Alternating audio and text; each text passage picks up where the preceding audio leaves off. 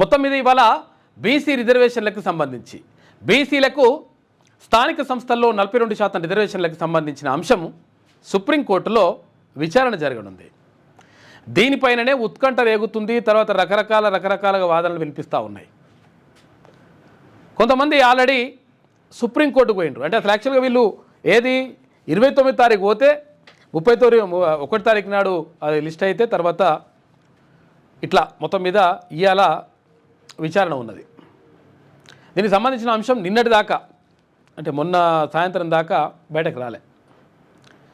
ఏది ఏమైనప్పటికీ బీసీలకు సంబంధించి స్థానిక సంస్థల్లో 42% రిజర్వేషన్ ఇస్తారా?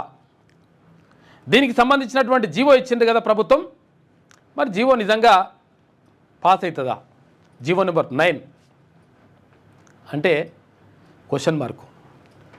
ఇప్పుడు గ్రామాల్లో ఎవరైతే సర్పంచ్లకు ఎంపీటీసీలకు ఈ రిజర్వేషన్ వర్తిస్తుంది అని చెప్పేసి ఇప్పుడు ఇచ్చినటువంటి రిజర్వేషన్ ఏదైతే ఉందో ఆ రిజర్వేషన్ ఉంటుందా పోతుందా అనే దానిపైన ఇప్పుడు ప్రధానంగా చర్చ జరుగుతూ ఉంది.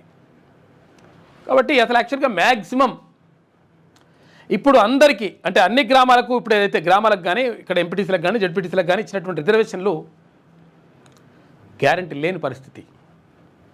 ఎందుకంటే సుప్రీంకోర్టులో ఒకవేళ 42% రిజర్వేషన్కి సంబంధించి సుప్రీంకోర్టు ఓకే చెప్తే ఇక్కడ హైకోర్టు కొంతవరకు అవకాశం ఉండే, కానీ సుప్రీంకోర్టులో అంత ఈజీగా ఉండదు లెక్క. ఎందుకంటే ఒకవేళ ఇది సుప్రీంకోర్టులో కనుక ఈ కేసు రిజర్వేషన్ ఇస్తూ తీర్పు చెప్తే ఇది దేశవ్యాప్తంగా అందరికీ వర్తిస్తుంది. కాబట్టి సుప్రీంకోర్టులో చెప్పేటువంటి అవకాశం లేదు. పెద్ద లాయర్లే పెట్టినరు. ఎవరు? అభిషేక్ సింఘ్వి తర్వాత ఇంకొక దవేల్ని, ఇద్దరు లాయర్లు పెద్ద లాయర్లే పెట్టింది రాష్ట్ర ప్రభుత్వం. లాయర్లు పెట్టినా కానీ ఆ కేసులో దమ్ము ఉండాలి కదా. అది ఇప్పుడు ఏం చేయాలి అసలు యాక్చువల్గా ఎవరన్నా కోర్టుకు పోకుండా ప్రయత్నం చేయాలంటే ఇప్పుడు అది ఎవరి స్వేచ్ఛ వాళ్ళకు ఉంటుంది.